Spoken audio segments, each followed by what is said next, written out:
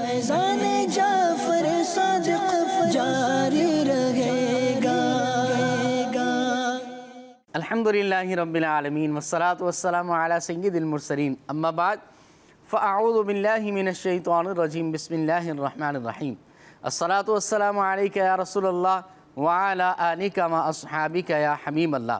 आज बात करनी है राकिबे दोश मुस्तफ़ा, इमाम अर्श मकाम, इमाम हुमाम, इमाम तिश्ना काम, शहीद करबला सैयदुना इमाम हुसैन रदियल्लाहु ताला अन्हो के पड़पोते हज़रत सैयदुना इमाम जाफ़र सादिक़ रदियल्लाहु ताला अन्हो की। जी हाँ, वही इमाम जाफ़र सादिक़ रदियल्लाहु ताला अन्हो के जिनकी कूंडे की नियाज़ माह रजब के अंदर मनाई जाती है। हज़रत सैयदुना इमाम जाफ़र सादिक़ रदियल्लाहु ताला अन्हो की मुबारक पैदाइश 17 रबीउल अव्वल 80 या 83 सन हिजरी पीर शरीफ के मुबारक दिन में और बहुत ही मुबारक शहर मदीना मुबारक में होती है। आपकी कुन्नियत अबू अब्दुल्ला और अबू इस्माइल है।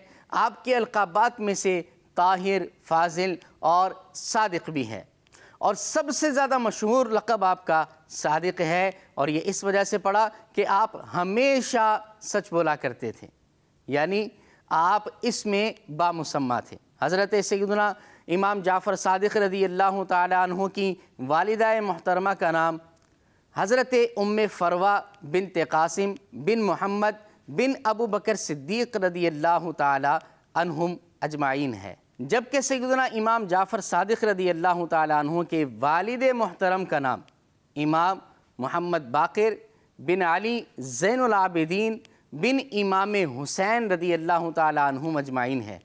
आप देखिए कितनी मुक़द्दस हस्ती हैं कि आप वालिदा की तरफ से सिद्दीक़ी हैं और वालिद मोहतरम की तरफ से आप हुसैनी हैं। इमाम जाफ़र सादिक़ रदियल्लाहु ताला अन्हो बड़े ताबई बुज़ुर्ग हैं।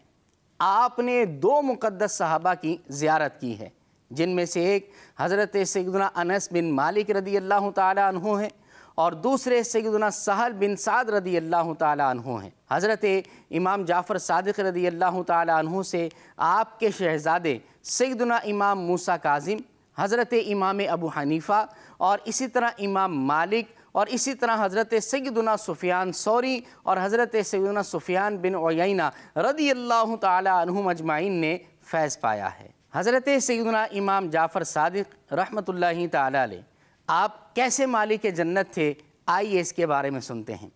एक शख्स आपके दरबार में आता है और आकर आपको 10,000 दिनार देकर कहता है कि हुज़ूर मैं हज पर जा रहा हूँ, आप करम फरमाएं मेरे लिए कोई मकान ख़रीद लें ताकि मैं वापस आऊँ तो अपने बीवी बच्चों के साथ उस मकान में रह सकूँ। इमाम जाफ़र सादिक़ रहमतुल्लाहि ताला अलैह उससे 10,000 दिनार ले लेते हैं। वो शख्स हज पर चला जाता है। जब हज करके वापस आता है आपके दरबार में हाजिर होता है और अर्ज़ करता है कि हुज़ूर मेरे मकान का क्या हुआ? तो आप रहमतुल्लाहि ताला अलैह ने उससे फ़रमाया मैंने तुम्हारे लिए बड़ा अज़ीम मकान तैयार करवाया है, और वह ऐसा अज़ीम मकान है कि उसकी पहली हद हुज़ूर सल्लल्लाहु अलैहि वसल्लम पर ख़त्म होती है, दूसरी मौलाए कायनात अय्युल मुर्तज़ा करमल्लाहु ताला वजहुल करीम पर ख़त्म होती है, और तीसरी सैयदुना इमाम हसन मुज्तबा रदियल्लाहु ताला अन्हो पर, और चौथी हद हज़रत सैयदुना इमाम हुसैन रदियल्लाहु ताला अन्हो पर उसकी हद ख़त्म होती है। और आपने फिर एक तहरीर लिखी, उस शख्स को अता फरमाई, फरमाया ये लो ये मैंने तुम्हें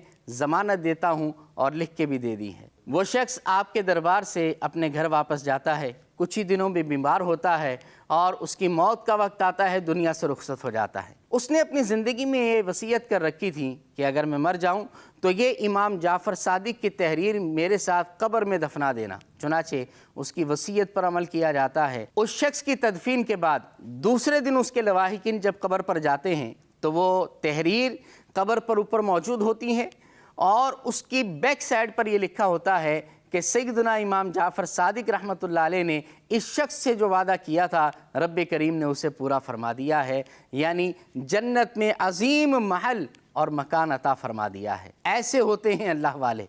रब्बे करीम इनके सदक़े में हमें भी जन्नत अता फरमाए। सल्लु अलल हबीब सल्लल्लाहु ताला अला मुहम्मद सल्लल्लाहु अलैहि वसल्लम। फैज़ान जाफ़र सादिक़ जारी रहे।